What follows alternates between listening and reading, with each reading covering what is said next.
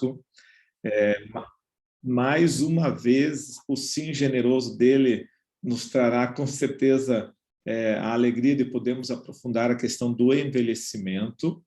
E a temática hoje é muito interessante. Se você que já está aí sintonizado conosco, mande o link do YouTube para as pessoas que você conhece, compartilhe esta live. É sempre bom nós mobilizarmos as pessoas para esse tema. É um tema urgente, necessário, importante e de grande relevância no momento atual.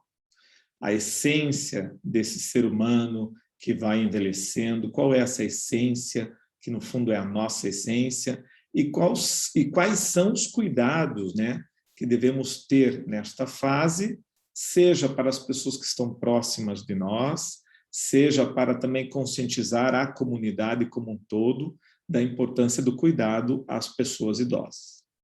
Então, como é de costume, vamos fazer uma pequena prece, e eu gostaria aqui de trazer inicialmente o nosso Papa Francisco, na sua exortação apostólica Amoris Laetitia.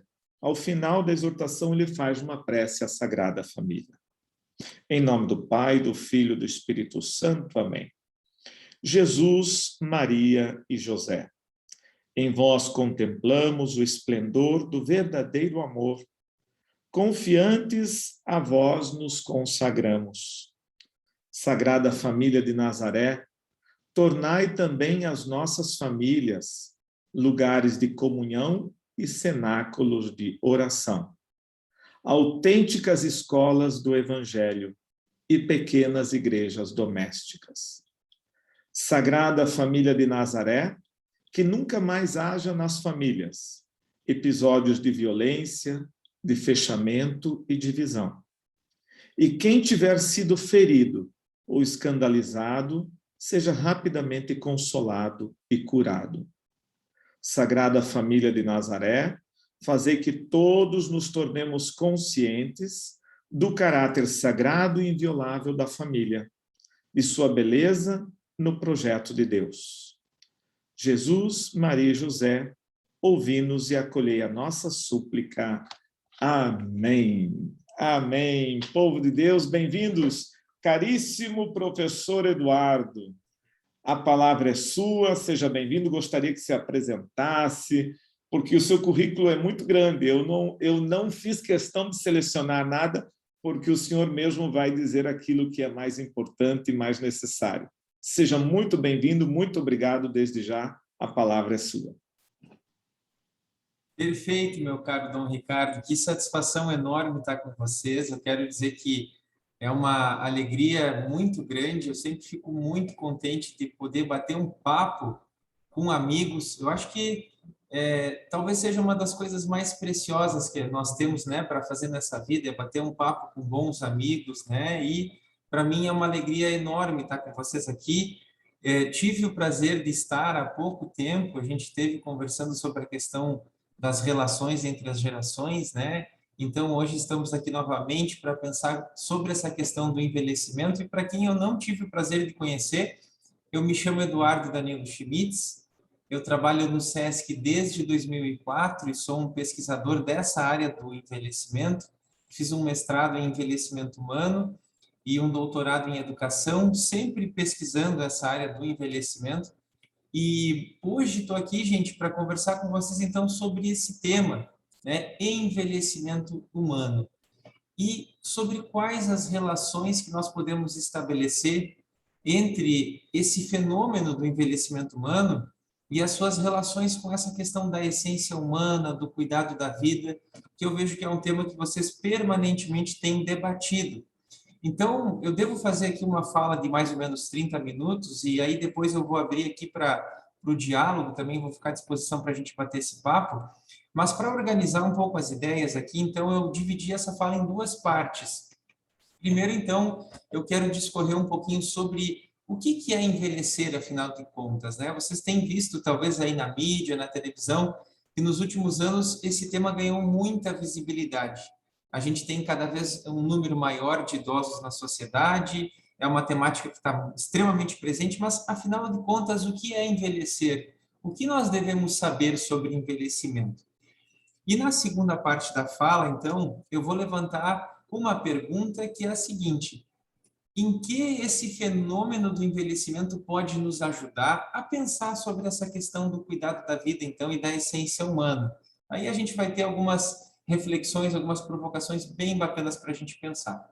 Mas, começando então por essa primeira parte, eu devo dizer para vocês, gente, que envelhecer é um fenômeno natural, é um acontecimento inerente não apenas aos seres humanos, mas inerente a todos os seres vivos, né? Isso significa que nascer, crescer, se desenvolver, envelhecer e morrer faz parte dessa natureza na qual nós estamos inseridos. É um fenômeno que tem uma relação direta com a passagem do tempo, ou seja, à medida que o tempo passa, nós envelhecemos, né?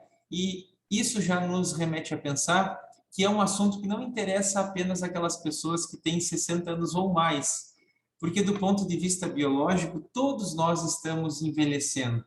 Independente da idade que nós temos, hoje eu estou mais velho que ontem, né? Mas, afinal de contas, o que é envelhecer, então? É um processo multifatorial que tem a ver com essa passagem do tempo e que transforma o nosso organismo.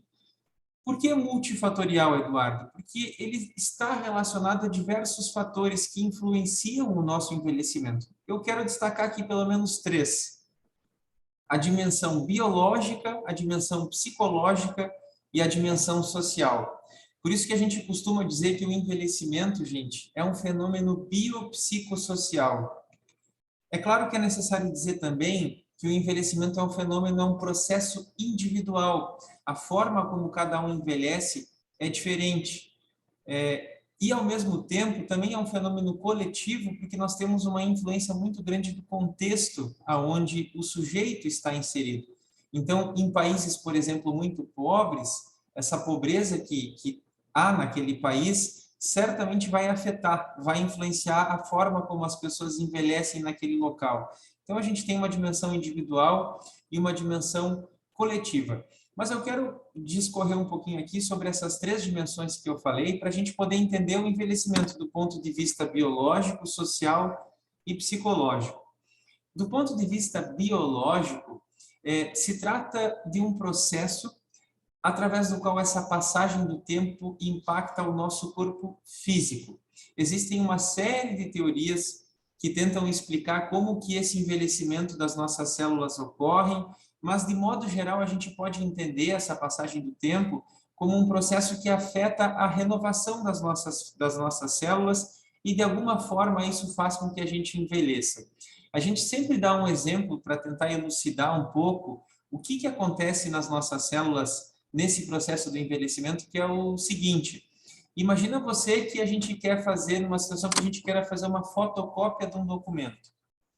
Então, eu pego esse documento, faço uma fotocópia e, ao fazê-lo, eu vou ter o documento original e eu vou ter uma fotocópia. Agora, imagine você que eu queira uma segunda fotocópia. Só que, ao invés de eu pegar o documento original, eu vou fazer uma segunda fotocópia a partir dessa primeira fotocópia que eu fiz. Agora, imagine você que eu repita esse processo e pego a segunda fotocópia e faço uma terceira. Depois eu pego a terceira e faço a quarta fotocópia, até eu chegar a 100 cópias. Quando eu chegar nessas 100 cópias, provavelmente a 100ª cópia vai ser muito diferente do que aquela primeira cópia que eu fiz, porque eu fui fazendo a cópia da cópia. Então, esse é o processo que acontece nas nossas células. E aí a gente vai ver esses sinais dessa quantidade de cópias na nossa pele, nos nossos cabelos brancos. Então, os sinais celulares vão aparecer à medida que o tempo passar. Então, esse é o processo de envelhecimento biológico, né? A gente tem esse envelhecimento evidente a nível estético, a gente enxerga o envelhecimento no nosso corpo, mas o envelhecimento também acontece a nível funcional, ou seja, com relação às funções do nosso corpo. E aí ele se revela, por exemplo, na diminuição da nossa audição, da visão, da força muscular. Quer dizer, há uma diminuição das nossas funções fisiológicas do corpo. Agora, é importante a gente sinalizar a vocês que envelhecer não significa estar doente. Envelhecimento não é doença.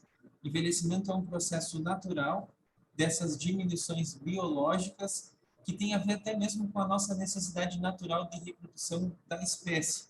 Então, isso quer dizer que quando nós somos jovens, nós precisamos que as nossas funções estejam aí num nível excelente de funcionamento para que a gente possa cumprir o nosso papel até mesmo de reprodução da espécie, mas passado esse período, não é mais necessário que a gente tenha, então, aí esse motor turbo e a nossa natureza regula o nível das nossas funções e aí diminui, então, a força muscular, a velocidade, a densidade dos nossos ossos, né? Mas não significa que nós estamos doentes. Tem até nomes diferentes na ciência para isso que a gente utiliza. O envelhecimento normal, ele é chamado de senescência. E o envelhecimento com doença é chamado de senilidade. Eu vou insistir um pouquinho aqui nessa ideia, gente, porque tem um debate muito presente, inclusive gerou uma pergunta na última live que nós fizemos, em função do movimento da Organização Pan-Americana de Saúde, através do qual se deseja incluir, a partir de 2022, a velhice como doença na classificação internacional de doenças. Isso significa que quando uma pessoa morrer, pode ser que conste lá no seu atestado de óbito que ela morreu simplesmente de velhice. Só que isso traz um risco muito sério no tratamento de saúde das pessoas mais velhas. E eu vou dar um pequeno exemplo aqui para vocês, para a gente pensar, um exemplo que é muito próximo. Eu perdi o meu avô há mais ou menos 2 meses atrás. O meu avô Danilo, né? Daí vem o meu nome, Eduardo Danilo, estava com 88 anos de idade e no ano passado o meu avô perdeu a voz. Ele foi no médico, o médico olhou, disse que não era nada, que era normal, que era da idade. E aí, passados alguns meses, aquilo começou a incomodar mais o meu avô, ele começou a se sentir cansado, percebeu que havia começado a crescer uma bola na garganta dele, e só então, depois de 6, 8 meses, que os médicos pediram um exame e aí descobriram que era um câncer, e infelizmente já não havia mais tempo de curar. Então, esse é o perigo da gente ver a velhice como doença. Se a gente entender a velhice como doença, a gente naturaliza a perda da voz e tantos outros sintomas como se fossem naturais do envelhecimento. Então, se deixa de investigar, afinal de contas, se entende que aquilo é da velhice, mas na verdade não é. Do ponto de vista científico, isto é senilidade. Senescência é um processo natural de envelhecimento, diminuem-se as funções fisiológicas, mas isso não significa que a pessoa está doente. Então, do ponto de vista biológico, gente, o envelhecimento é esse processo natural que transforma o nosso corpo, que pode nos deixar mais vulnerável a doenças, mas que não significa que estamos doentes. Do ponto de vista social, para a gente pegar aqui do nosso segundo ponto, para a gente entender e estudar envelhecimento. Aqui a gente pode entender que essas mudanças que acontecem no nosso corpo, a nível individual, impactam também as nossas relações com as outras pessoas. Por isso que o envelhecimento também tem um aspecto que é social. Tem uma pergunta muito interessante que a gente pode fazer, que é a seguinte: quando é que uma pessoa fica velha? Vocês já pararam para se perguntar? Tem algum momento a partir do qual a gente pode dizer, essa pessoa ficou velha? Como pesquisador, eu já perguntei para muitas pessoas isso, em pesquisas que a gente fez. E, em geral, quando a gente pergunta para as pessoas quando que alguém fica velho, nos dizem assim, olha, a pessoa fica velha quando ela se entrega. A pessoa fica velha quando ela não quer mais viver. Ela fica velha quando ela começa a depender dos outros. Uma vez uma pessoa me disse, olha, Eduardo, eu vi que a minha mãe ficou velha quando colocaram uma pulseira vermelha no braço dela com o meu nome e meu telefone. Então, ela, na verdade, estava fazendo alusão a uma situação em que a mãe dela, ela percebeu que a mãe dela estava totalmente dependente dela, então ela viu que a mãe dela tinha ficado velha. Mas, no fundo, gente, essa é uma ideia que pressupõe, se a gente parar para pensar, pressupõe que ser velho é não ser capaz. Ser velho é igual a estar doente e é uma ideia que carrega um estereótipo de uma velhice muito negativo. Quer dizer, enquanto eu trabalho, sou ativo, feliz, saudável, eu sou jovem. Na medida em que eu paro de fazer essas coisas todas, fico doente, então eu passei a ser velho. Mas vamos pensar, não seria possível ser velho e sadio e ativo e feliz? Não seria possível? Então, essa é uma resposta que, do ponto de vista científico, a gente deve questionar. Mas então, Eduardo, quando é que uma pessoa fica velha? Né? Afinal de contas, quando é que eu sei que eu fiquei velho? Não é uma resposta simples, gente. A gente pode dizer que a gente não fica velho de uma hora para outra. O envelhecimento é um processo contínuo, natural, gradativo, mas não sendo uma resposta simples, existem alguns marcadores que são socialmente muito fortes, né, e que associam uma pessoa a sinais de que ela está envelhecendo. Vou dar dois exemplos para vocês aqui que são bem fortes. Um deles é a aposentadoria. Então, quando a pessoa se aposenta, existe um reconhecimento social muito forte associado à ideia de que a pessoa está envelhecendo. Isso é um sinal. Outro sinal é a avosidade, é um outro marcador social, né? As pessoas associam o envelhecimento a essa ideia de avosidade. Então, do ponto de vista social, quando eu saio do mercado de trabalho, quando eu me torno avô, são eventos, né, que se associam aí fortemente ao envelhecimento. Mas para eu entender essa dimensão social do envelhecimento, eu quero atentar aqui para dois pontos. Primeiro, gente, para essa mudança de papéis que acontece quando a gente envelhece, à medida que a gente envelhece. O fato de eu me aposentar, por exemplo, muda a minha identidade social, mexe com o meu RG, com a ideia de quem eu sou. Quer dizer, antes eu era um trabalhador, eu exercia uma função, agora eu sou um aposentado. Esse é um exemplo de transformação que o envelhecimento em geral causa nas relações sociais.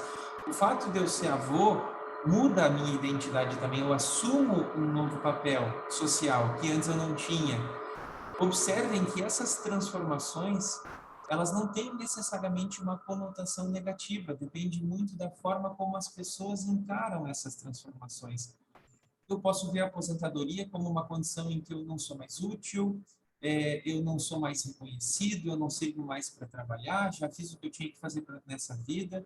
Ou eu posso ver a aposentadoria como uma oportunidade de desenvolver novos projetos, resgatar antigos sonhos, passar mais tempo com a família, com os amigos, fazer um voluntariado. Então, depende muito da forma como cada pessoa encara essas transformações. E, é claro, também depende muito das condições sociais nas quais as pessoas estão inseridas e que favorecem ou não também a forma como elas vão olhar para esse processo. Então, o envelhecimento social nada mais é do que essa transformação das relações sociais que é ocasionado pela passagem do tempo e o impacto que essa passagem do tempo exerce nas relações entre as pessoas. O que quer dizer que envelhecer, gente, não tem a ver só com as transformações do corpo. Não é só o fato dos cabelos ficarem brancos e a pele mudar, mas envelhecer também tem a ver com a transformação dos nossos papéis sociais. E, em segundo lugar, para a gente entender essa dimensão social do envelhecimento, a gente precisa entender que o envelhecimento também é uma experiência coletiva, especialmente neste momento da humanidade. Quer dizer que não sou só eu que estou envelhecendo, as pessoas à minha volta estão envelhecendo. E isso traz impactos estruturais. De fato, gente, a gente está vivendo uma revolução da longevidade neste momento. O que se deve, como vocês sabem, ao aumento da expectativa de vida. Imaginem vocês que em 1940, isso não faz tanto tempo do ponto de vista da história, a expectativa de vida ao nascer era de 43 anos de idade. Quer dizer, existiam pessoas que chegavam até os 50, 60, 70, mas a média se esperava que uma pessoa vivesse até os 43 anos de idade em 1940. E hoje essa expectativa de vida está chegando aí aos 80, então é um ganho de vida muito significativo. E se deve aí aos avanços na área da saúde, das tecnologias, da medicina, e esse aumento da expectativa de vida, somado à queda da taxa de natalidade, quer dizer, as pessoas estão tendo menos filhos, na década de 60, a média aí de filhos por casal era 6 filhos por casal, e hoje não chega a 2, quer dizer, a gente não está nem mesmo repondo a população, então com menos crianças e pessoas vivendo mais tempo, lógico que a gente tem uma grande inversão da pirâmide etária e uma proporção enorme e crescente de pessoas idosas. Especialmente no Brasil, essa transformação é muito rápida. Para vocês terem uma ideia, a França demorou 145 anos para dobrar a sua população de idosos de 10 para 20%. Demorou 145 anos. A Suécia demorou 95 anos para isso acontecer. E no Brasil, nós vamos vivenciar esse processo em 25 anos. Sabe quando é que é? Entre 2010 e 2035. Nesse momento, a gente está vivendo essa transição da proporção de pessoas idosas de 10 para 20%. Então, é muito rápido.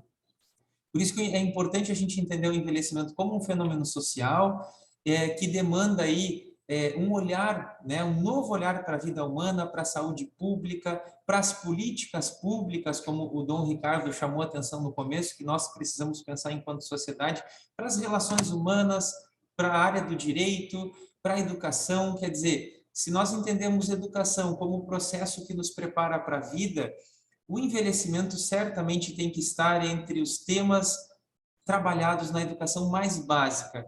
Se a vida humana mudou tanto, a gente está vivendo mais tempo, nós temos que aprender a viver essa nova condição da humanidade na qual a gente vive mais tempo. Então, isso quer dizer que o envelhecimento é esta experiência individual, coletiva, e, por fim, gente, o envelhecimento no nível psicológico, para depois a gente ir para a segunda parte da nossa fala aqui, nós podemos pensar no nível psicológico nos sentimentos que se fazem presentes nessa experiência de envelhecer. Quer dizer, é uma experiência que não é fácil para o ser humano, porque nos remete a um dos dilemas aí mais profundos que a gente vive, que é a nossa finitude. Eu costumo dizer que o envelhecimento é uma denúncia. O envelhecimento ele nos revela a nossa verdadeira natureza temporal e nos mostra que a gente não vai estar aqui para sempre. O envelhecimento nos mostra que nós somos finitos, e isso mexe com o nosso medo da morte, com o nosso medo do fim. Então, a tendência que a gente observa cientificamente é que nós passamos boa parte das nossas vidas silenciando esses dilemas. Quer dizer, quando nós somos jovens, parece que a morte está tão distante, a gente não está sensível para pensar sobre essa realidade, nem mesmo gostamos de falar sobre o assunto, mas quando as pessoas estão mais velhas, o corpo nos lembra de que o tempo está passando e esse processo mexe muito com as emoções dos seres humanos. Claro que cada pessoa pode reagir de forma particular, mas em geral, gente, o envelhecimento é um processo muito negado. A gente foge, né, como ser humano. E é interessante que quando eu conto que eu sou um pesquisador dessa área, as pessoas, a maioria me pergunta, Eduardo, como é que eu faço para não envelhecer? Em geral, eu dou uma resposta assim, olha, só tem um jeito da gente não envelhecer, é morrendo. Porque se a gente não morrer, todos nós estamos envelhecendo, independente da idade, né? Enquanto a gente não morrer, a gente está envelhecendo. Então é interessante a gente observar essa dimensão psicológica do envelhecimento, porque a forma como a gente olha para esse processo pode mexer com a nossa autoestima, com a nossa vontade de viver, com a nossa identidade. E todo esse processo tem um peso enorme da cultura. Se a gente parar para pensar, qual é o lugar da pessoa velha na sociedade hoje? Qual é o significado de estar velho? Quais valores regulam o que é estar velho? Então, as respostas para essas perguntas vão nos mostrar em que cultura que nós vivemos. Então, de modo geral, ainda a gente observa que nós vivemos uma cultura que ainda supervaloriza o novo, a novidade, né? E, em geral, um modelo de idoso tido como exemplar é aquele idoso que está associado a uma ideia de juventude, né? Eu fui uma vez visitar um grupo de idosos aqui no interior do Rio Grande do Sul e uma senhora me recebeu e disse assim, com a maior alegria, ela me disse, Eduardo, aqui não tem velhos, aqui tem jovens há mais tempo. No fundo, ela estava querendo me dizer, ela estava querendo me falar como eles faziam coisas legais, como eles faziam coisas bonitas, como eles eram ativos, mas veja como a gente não consegue associar a velhice a algo positivo. Eu tenho que dizer que aquilo faz parte de uma cultura jovem, né? Então, eu chamo a atenção aqui para o fato de que o envelhecimento inclui essas questões psicológicas que são atravessadas muito pelos valores, pela nossa cultura, e esse processo mexe com os nossos sentimentos, com o sentimento de quem envelhece. Gente, feita essa breve explanação aqui sobre o que é envelhecimento, E como é que a gente pode entendê-lo como um processo biopsicossocial, como um processo natural, uma experiência coletiva? Então, eu quero perguntar agora aqui para a gente ir para a reta final aqui da minha fala. Em que este envelhecimento que nós estamos vivendo como pessoas, como humanidade, pode nos ajudar a pensar sobre o cuidado da vida e a essência humana? E aí a minha proposição aqui, meus amigos, é que a minha tese é que o envelhecimento revela, o envelhecimento nos remete, o envelhecimento nos relembra sobre a necessidade do cuidado com a vida e sobre essa essência humana que está atrelada a esse verbo tão bonito que é cuidar. O envelhecimento tem uma dimensão muito pedagógica. Quando a gente observa pessoas idosas ou quando a gente percebe o nosso próprio envelhecimento, nós aprendemos muito, mesmo que não seja de forma consciente. E uma das coisas que a gente pode aprender com essa experiência de envelhecer é a importância do cuidado com a vida, do cuidado com a saúde, do cuidado com as relações, porque no envelhecimento se revela muito da importância desse cuidado. E se a gente observar a criação, tudo que existe, sem cuidado, nada é capaz de durar. O que mais falta no mundo hoje, na minha opinião, é a atitude do cuidado. Falta cuidado com as árvores, falta cuidado com a natureza, com as cidades, com as crianças, com os idosos. Do que a gente está mais carente hoje no mundo? De cuidado. Tem um autor chamado Zygmunt Bauman, um sociólogo que teve muita visibilidade na história recente da sociologia, e ele chama atenção para essa cultura consumista em que nós vivemos. Ele faz uma análise histórica e mostra que nas últimas décadas a gente se tornou extremamente consumista como sociedade. Não apenas em relação aos produtos que a gente compra, mas com relação a toda a vida humana. Então, essa atitude de consumir, na opinião do Bauman, ela se tornou um ponto central da nossa ética de viver. É claro que o consumo é uma prática necessária, né, da nossa vida humana. A gente precisa consumir até mesmo o oxigênio que a gente está respirando aqui para poder conversar. A gente precisa consumir alimentos, né? Quer dizer, Deus nos deu a natureza para a gente consumir as coisas e poder viver. Mas o consumismo, segundo Bauman, é uma atitude de exagero, e na qual o consumo passa a ser um fim em si mesmo. E o resultado dessa cultura é que a finalidade das nossas vidas passa a ser meramente o ter coisas, possuir coisas. É claro, gente, que não tem nada de errado, nós queremos conquistar as coisas, nós todos precisamos morar em um lugar, precisamos nos vestir, nos comunicar. Então, se espera que a gente queira e busque, né, ter as coisas na vida. Mas tem dois problemas associados à cultura do consumismo, que é esse consumo exagerado que Bauman nos fala.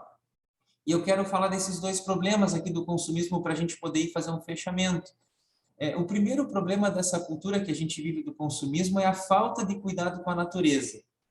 Nas últimas décadas, a humanidade entrou num processo de superprodução de bens que machucou e machuca muito a natureza ainda hoje. A gente pode analisar a diferença da quantidade de produção de bens, de consumo, de um passado recente para os dias de hoje. No passado, é curioso que você observa, não muitas décadas atrás, se comprava uma televisão para a vida inteira, se comprava uma geladeira para a vida toda. A minha sogra conta que quando ela era pequena, ela ganhava uma muda de roupa por ano. E hoje a gente tem uma quantidade de produção de bens exagerada, né? E os produtos têm aquilo que a gente chama de obsolescência programada. Quer dizer que os produtos já são produzidos com a ideia de que eles se tornem obsoletos.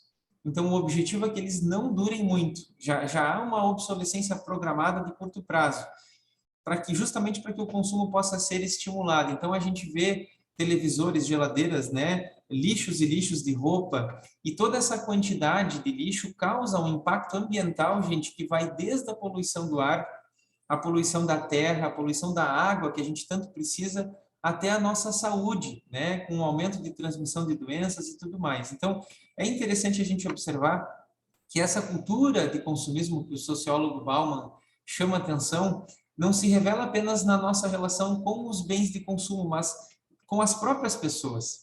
tem uma ética por trás da ideia do consumismo que é extremamente egoísta. É aquela ética na qual eu me relaciono com as pessoas apenas pelos interesses que eu tenho, né? Por aquilo que a pessoa tem a oferecer para mim.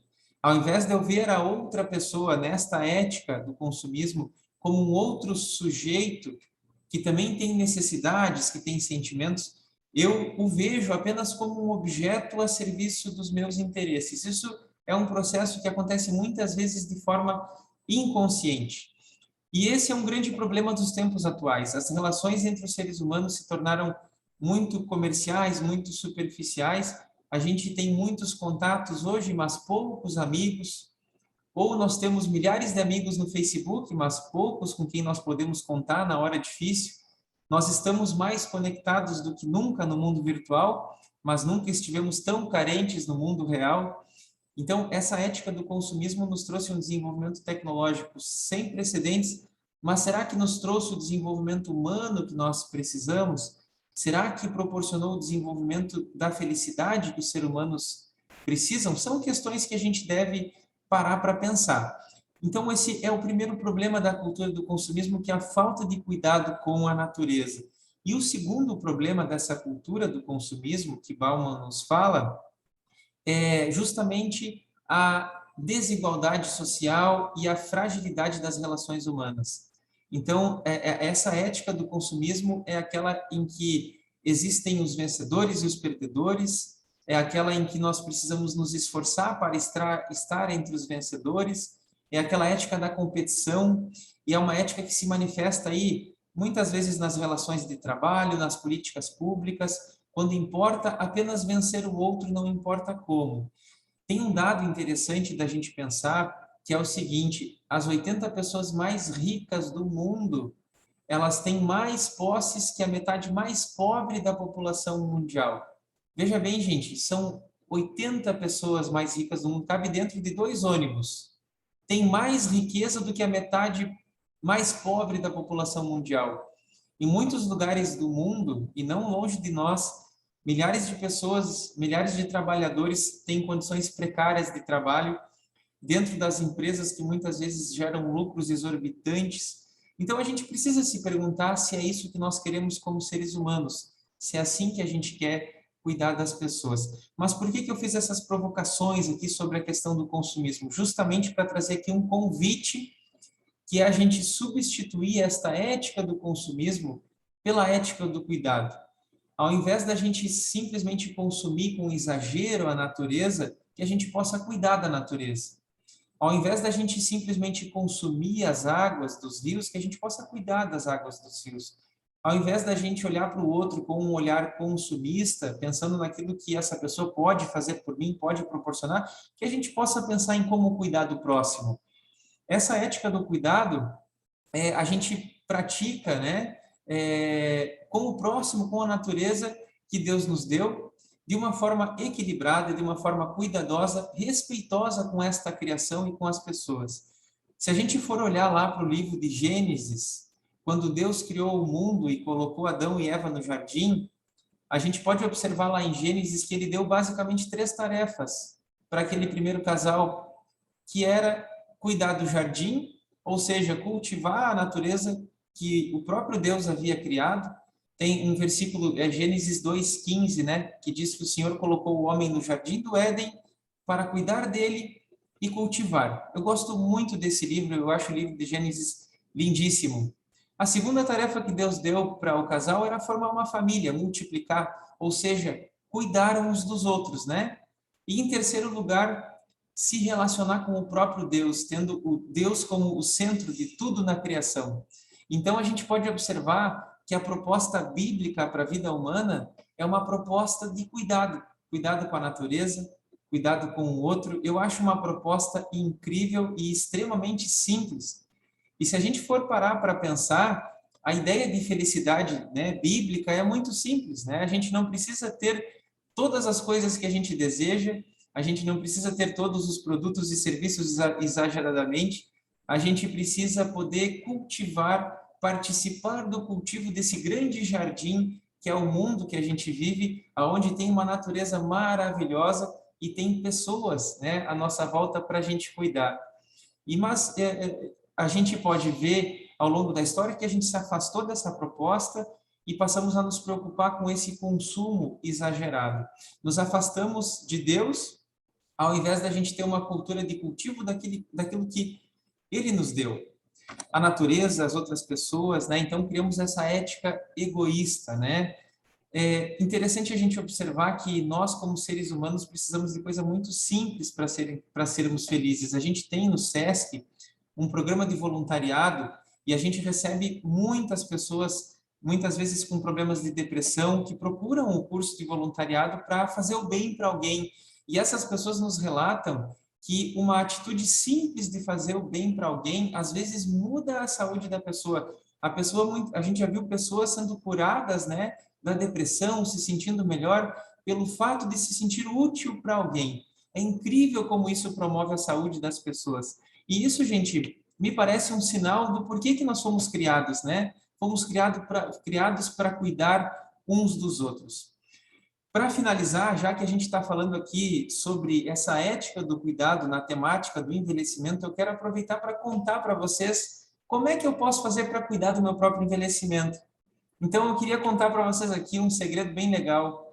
Existem muitas pesquisas que já foram feitas e se debruçaram sobre essa pergunta, né? Como é que eu faço para envelhecer bem? Como é que eu faço para ter um envelhecimento feliz e saudável? Tem um monte de pesquisas. Mas eu gosto muito de uma das respostas, que é do Dr. Alexandre Kalash, que é uma referência mundial no assunto, e ele fala de uma forma muito simples e muito assertiva, na minha opinião, como cuidar do nosso próprio envelhecimento. Então, ele defende o seguinte, que existem 4 capitais que nós temos que acumular ao longo da vida para envelhecer bem. Capital é algo que você planta, que você semeia para você colher, né? Então, vamos ter isso em mente. Quais são os 4 capitais que a gente precisa plantar para poder ter um bom envelhecimento? O primeiro capital é o capital de saúde. Obviamente, gente, a gente tem que cuidar do nosso corpo, da nossa saúde, da nossa alimentação, movimentar o nosso corpo, né? Dormir bem. Isso é extremamente necessário. A nossa espiritualidade, para a gente ver a saúde como um todo, se a nossa espiritualidade também não estiver cuidada, a saúde vai ser prejudicada certamente. Então, o primeiro capital é o capital de saúde. Precisamos cuidar, né, do nosso corpo, precisamos cuidar da nossa alimentação e todas aquelas práticas que são recomendadas hoje amplamente, né, pelos especialistas da saúde, que são importantes. O segundo capital é um capital de aprendizagem. Esse eu acho um capital extremamente importante da gente semear. O mundo nunca esteve mudando tão rápido. Guarda bem isso no coração, gente. Para envelhecer bem, a gente precisa ter coragem de nos atualizarmos constantemente. Não tenha medo. Antes a gente mandava mensagem por SMS, né? Agora surgiu o WhatsApp. Eu conheço muitos idosos que estavam com medo. Eduardo, eu prefiro mandar mensagem, eu me sinto mais seguro, né? E depois baixaram o WhatsApp, criaram coragem e hoje estão em vários grupos, e na pandemia isso foi muitas vezes o que salvou as relações sociais da pessoa, foi ter o grupo do WhatsApp, né? Então eu queria fazer um encorajamento, gente, não tenham medo de continuar aprender as tecnologias, né? Porque o mundo deve caminhar cada vez mais para isso, a gente deve desenvolver mais tecnologias, e para as pessoas se sentirem seguras para viver, elas precisam se sentir que aprenderam, que sabem viver nesse mundo digital. Então, fica o meu encorajamento aqui para não deixar de aprender, de ler um livro, de estar em constante atualização. O terceiro capital é o capital financeiro. A gente sabe que não precisa ser rico para ser feliz, né, gente? Mas é lógico que para ter segurança vai ser necessário a gente se organizar financeiramente. Isso a gente fala de um ponto de vista científico. É necessário que a gente possa... Isso aqui eu estou falando para as pessoas de 20, de 30, de 40, de 50 para 60. Que a gente possa cuidar das nossas finanças, porque para envelhecer com segurança, isso vai ser necessário, né? A gente ter aquela organização financeira. E em quarto lugar, o quarto capital A quarta sementinha que nós precisamos plantar são as relações humanas. Existem muitas pesquisas também que mostram que o principal fator para as pessoas serem felizes quando estão lá na sua velhice são a qualidade das relações humanas que ela tem. E isto será fruto de uma vida. Quer dizer, se eu sou um sujeito com 30, 40 anos, que não faço questão de me relacionar com as pessoas, né? Que não sei perdoar, que guardo aquela mágoa no coração. Gente, isso é uma plantinha, a gente está plantando uma coisa que não vai ser boa no envelhecimento. Então, que a gente possa plantar boas relações ao longo da vida, porque dentro dessa nossa natureza a gente observa essa beleza, né? De que quando crianças nós precisamos dos pais, depois quando a gente é adulto a gente pode cuidar, e na nossa velhice talvez em algum momento a gente também vai precisar. Então, há uma beleza tão maravilhosa nessa interdependência que justamente nos remete a pensar sobre essa questão do cuidado. Então, cultive as relações humanas. É lógico que para que esses 4 capitais sejam acumulados, é necessário uma atitude de cada um de nós tem que cuidar do seu próprio envelhecimento, mas eu não posso dizer da importância das políticas públicas que devem dar as condições para que as pessoas consigam plantar essas sementes, né? É muito difícil de eu dizer para alguém que vive num território onde não tem políticas públicas que permitam às pessoas ter segurança, acesso à saúde, que seja um lugar pobre, que as pessoas não tenham emprego. Como que eu vou dizer para alguém plantar essas sementes se essa pessoa não tem a dignidade? Então, isto é responsabilidade das nossas autoridades criarem essas políticas públicas.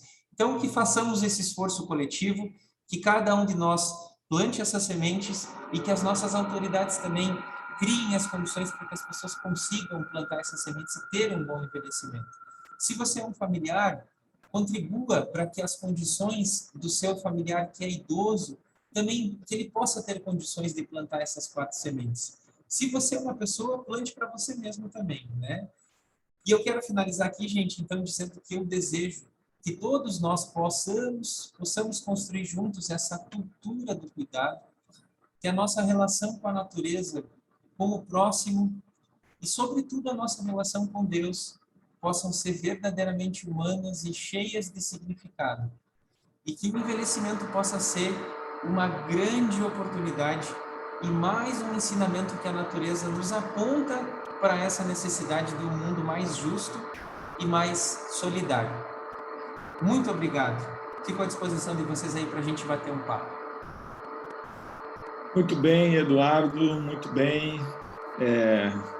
Além da profundidade, a questão realmente de tocar nesses pontos fundamentais, né, em que nós estamos vivendo, e eu diria assim, numa dimensão até mais profunda, ao refletirmos sobre tudo isso, conseguimos sair um pouquinho desse ar que nós respiramos e que vamos, às vezes, até nos conformando, que é a si mesmo, essa vida de consumismo, essa vida louca, né?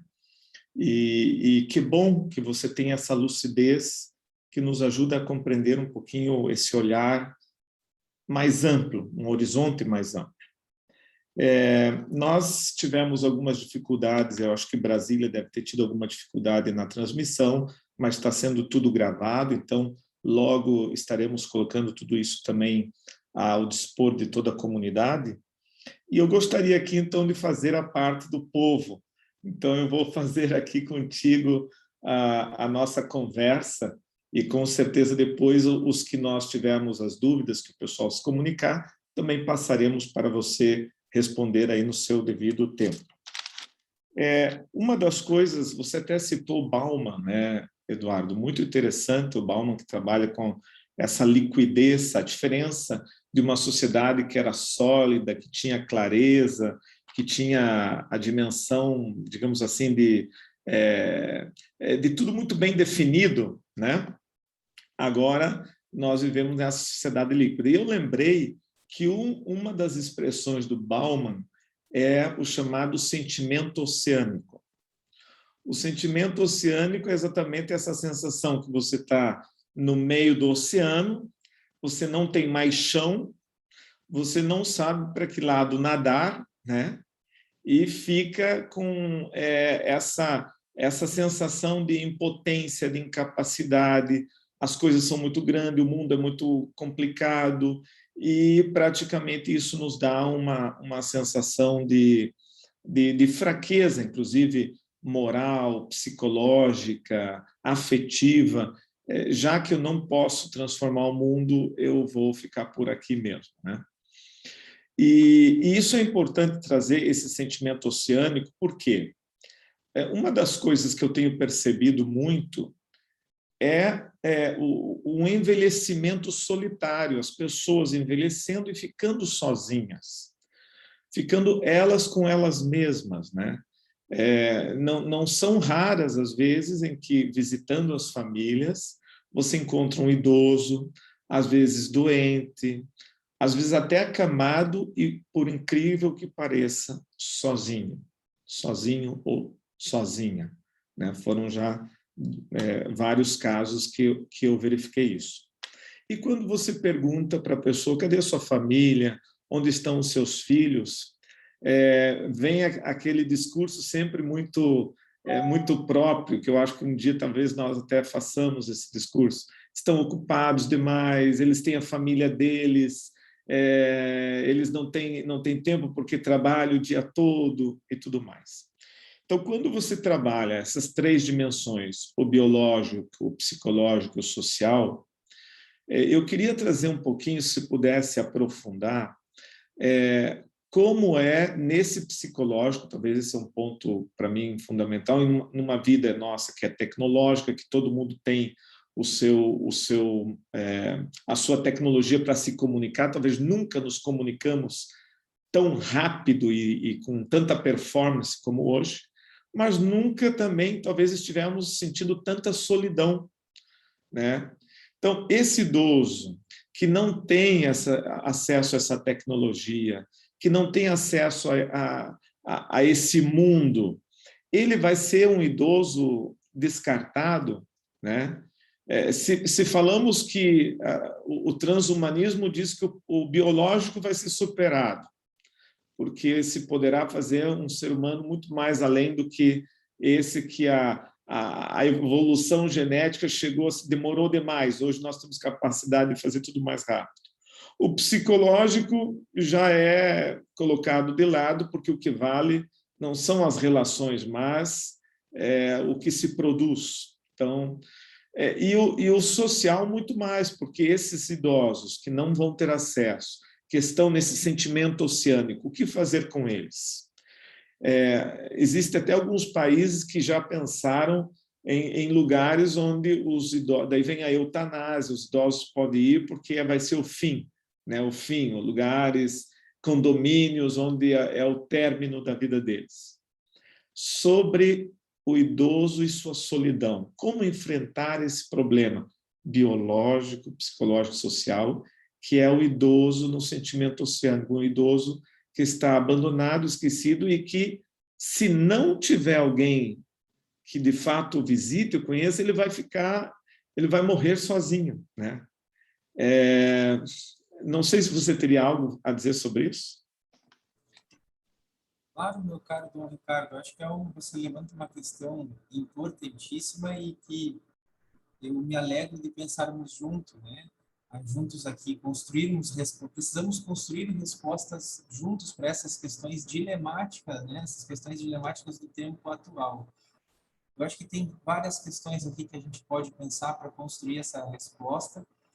Em primeiro lugar, eu peço licença aqui para falar justamente na dimensão da espiritualidade, que falando para essas pessoas, e temos muitos idosos, né, nessa condição, que a Bíblia nos fala que por mais que os nossos familiares, né, um dos versículos nós temos até, mesmo que pai e mãe abandonem, né, Deus nos abandona.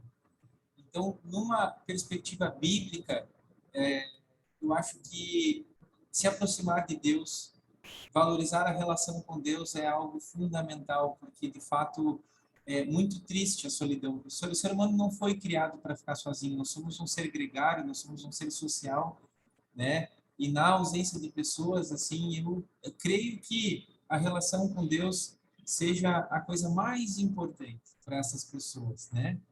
Mas, dito esta questão, que eu creio que seja a mais importante de todas, de fato, eu diria que a gente precisa fazer um esforço coletivo. E aí volta essa questão realmente das políticas públicas, que precisam pensar a velhice no Brasil. A gente fala assim, como é que é a velhice no Brasil? Não existe uma velhice no Brasil, existem várias velhices, né? A gente tem idosos que envelhecem com dinheiro, com emprego, né? Uma condição de saúde excelente, e tem idosos no outro extremo que você chama atenção, que são idosos acamados, abandonados. Então, sem políticas públicas adequadas para acolher essas pessoas e dar dignidade, a gente não tem como dar conta disso, né?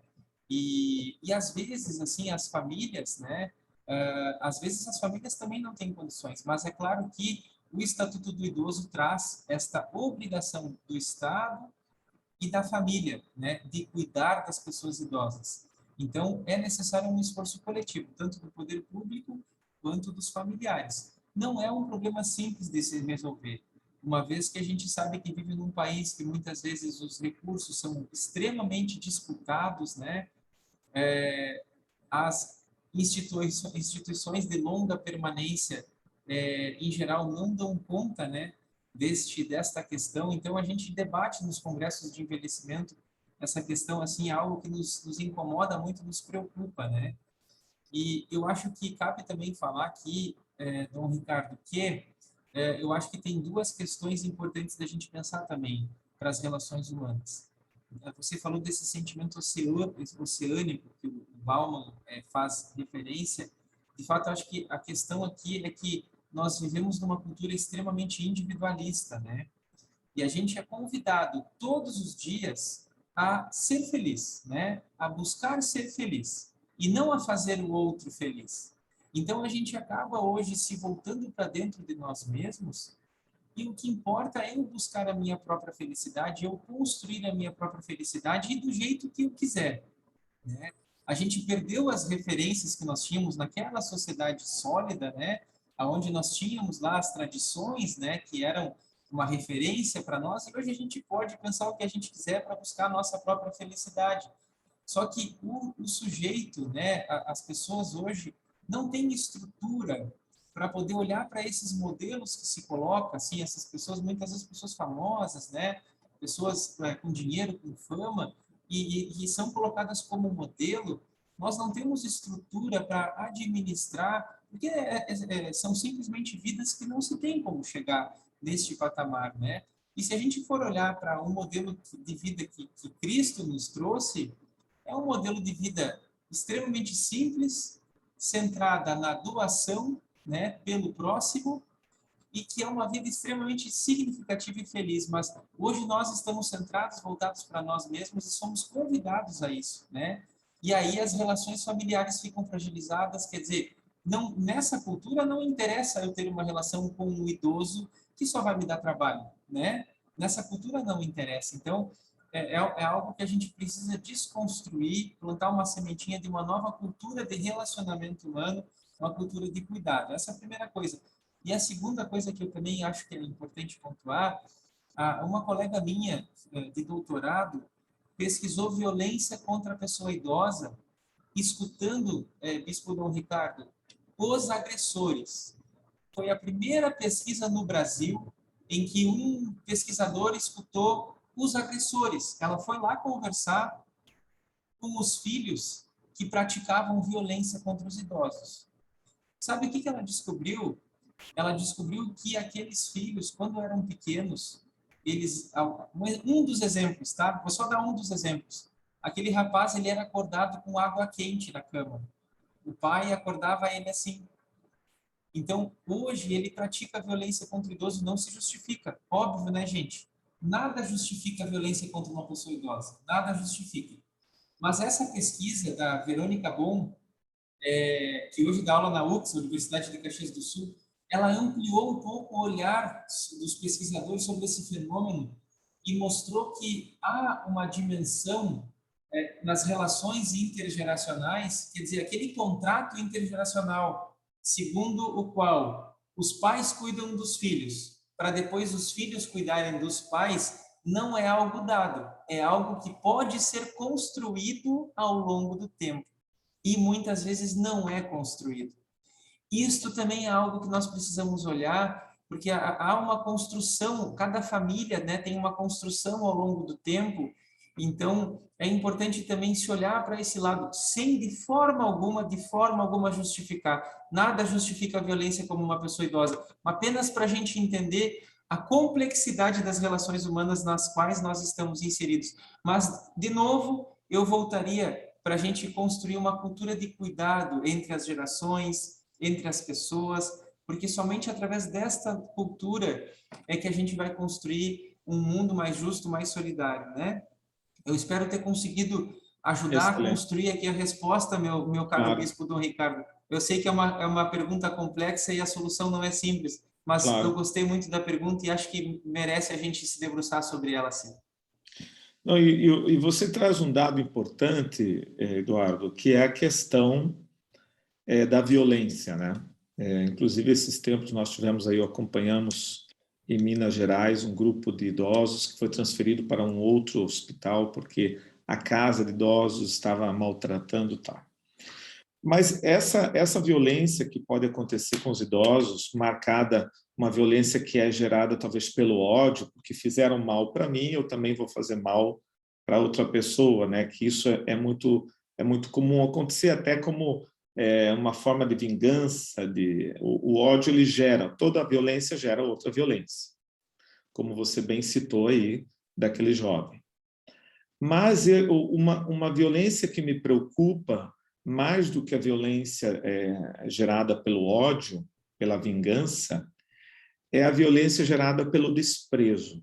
Simplesmente por ser idoso, simplesmente porque não serve mais para a sociedade, simplesmente porque é desprezível ser idoso, simplesmente porque a sociedade performática, a sociedade do desempenho, né? Trago aqui a ideia do Churran, que é aquele também sociólogo coreano, que fala a sociedade do desempenho e a sociedade do cansaço, porque se exige tanta perfeição, tanta beleza, tanta performance, que ninguém consegue chegar nesse patamar, e as pessoas se cansam.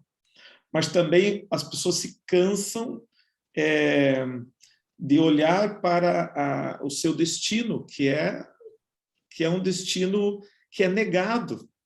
Simplesmente, então, o fato de ser idoso, que lembra o destino para o qual todos nós somos chamados, isso se torna desprezível na sociedade performática.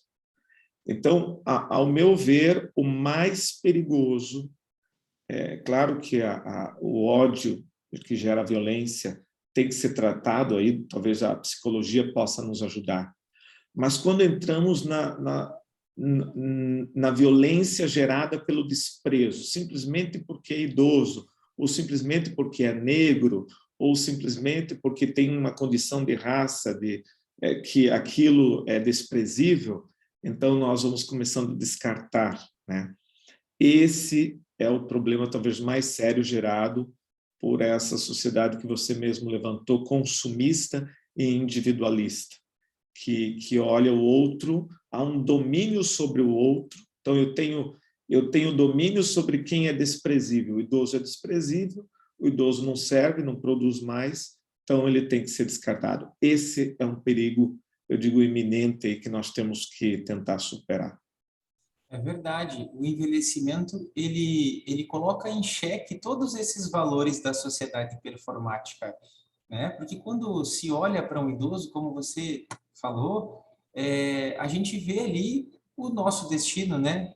O envelhecimento revela, e aí nos remete a pensar o que realmente importa na vida, né, Dom Ricardo? O que importa de verdade? E isso incomoda, né? A velhice incomoda uma sociedade na qual o valor é eu ser o melhor, eu ter a melhor carreira, eu buscar aqueles ideais X, Y, Z que eu vejo muitas vezes na mídia.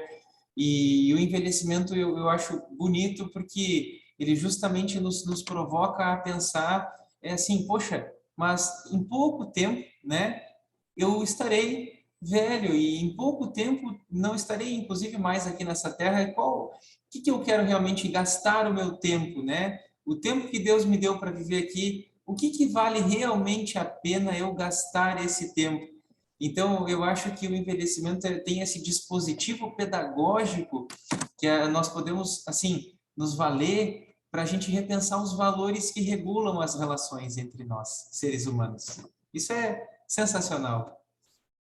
É sensacional, é verdade, porque o idoso nos mostra aquilo que é fundamental na vida. Então, gostei muito dessa sua abordagem sobre a essência.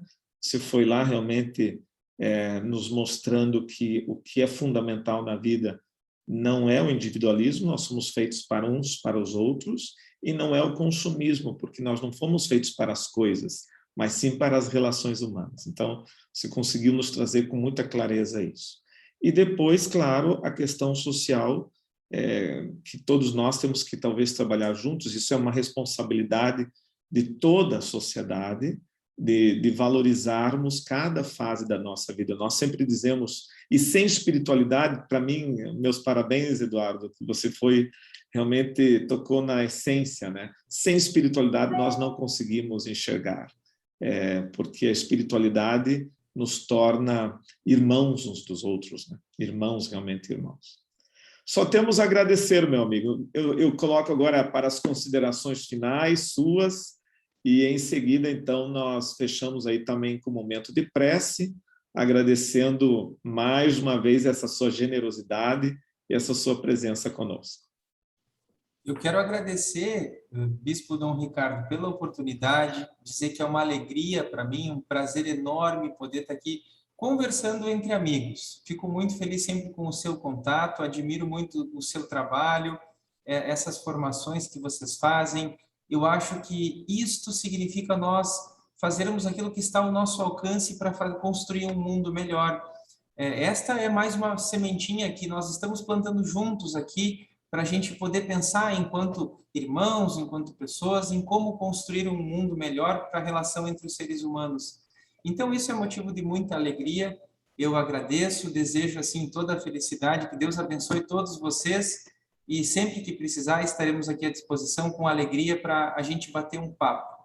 Um grande abraço e muito obrigado. Excelente, obrigado, Eduardo. Sucesso também para a sua bela família, para todos, e continue firme nesse trabalho, e se você me permite dizer, um trabalho profético que você faz, de levar, através desse seu estudo sobre o envelhecimento, a levar, a ecoar no coração das pessoas aquilo que é essencial para a vida.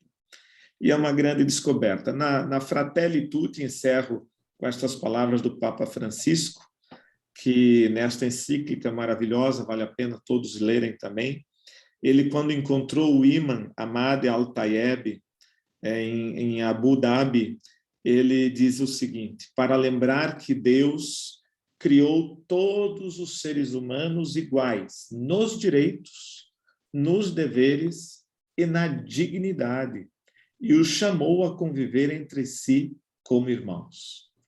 Então, se entendermos que temos todos a mesma dignidade, ninguém mais, ninguém menos, com certeza o mundo seria mais solidário e também mais feliz. Que coisa então, linda. que nós tenhamos essa consciência, né, Eduardo? É verdade. Amém. Então, que todos sejam abençoados, protegidos, iluminados com a graça de Deus. Uma boa noite, Deus abençoe, em nome do Pai, do Filho e do Espírito Santo. Amém. Obrigado, povo de Deus. Até a próxima. Até. Tchau. Valeu, tchau.